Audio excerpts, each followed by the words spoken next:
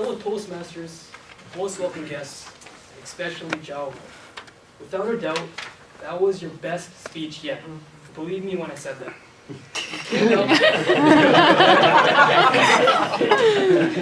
You came up with a lot of energy, and you had no notes. That's awesome. You know, I was sitting there kind of like this, and then as soon as you came, I was like, whoa. Started looking around, and it was really good. For this speech, the CC5, it's all about body language and hand gestures. And oh man, you achieved that. For example, you were moving around a lot, you were moving around, lunging forward. You were using a lot of hand gestures, for example, when you said someday I'll. When you were saying comfortable, I felt comfortable sitting in my chair. And basically, looking for someday, it was a lot of good hand gestures, and I really liked that. And another great part about that, you had a solid body position. So you were standing there really comfortable. You didn't have your hands like this. You weren't hiding behind the podium like I am. But it was great.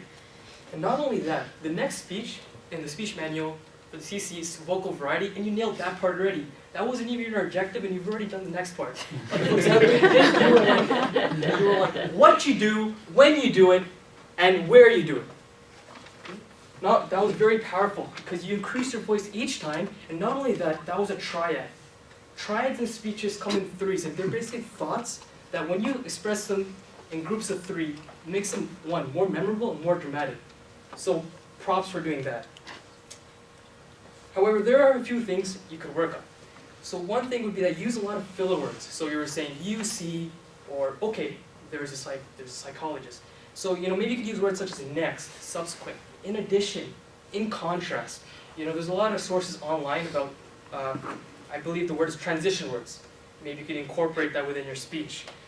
And another part is that, you had a lot of good bits in your speech, but you have to think, what was the main message in the speech? It was like a salad bowl of information. You had a lot of great parts. You got to remove disease.